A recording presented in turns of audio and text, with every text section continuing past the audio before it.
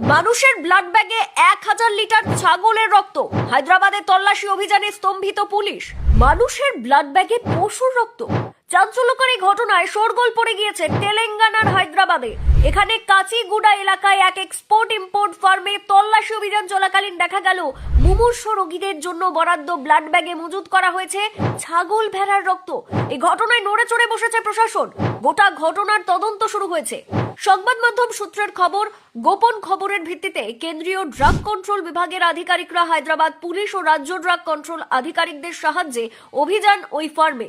সেখানেই দেখা যায় মানুষের ব্যবহারের জন্য নির্মিত ব্লাড ব্যাগ ভরে রয়েছে পশুর রক্তে। উদ্ধার হওয়া রক্তের পরিমাণ প্রায় 1000 লিটার।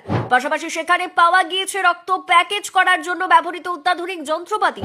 তদন্তকারীরা সেখানে অভিযান চালিয়ে একটি autoclave machine, laminar airflow unit, 110টি ভর্তি রক্তের ব্যাগ এবং প্রায় 60টি খালি রক্তের ব্যাগ।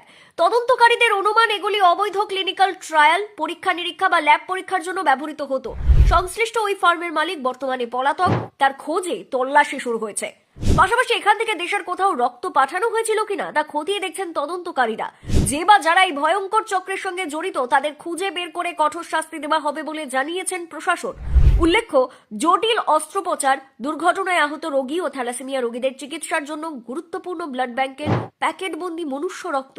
সেখানে পশুর রক্ত মিলিয়ে দেওয়ার অর্থ নির্ঘাত মৃত্যু বা রোগীর জটিল অসুখের কবলে পড়া। ভয়াবহ এই কারচুপির ঘটনা সামনে আসার পর নড়ে চড়ে বসেছে প্রশাসন।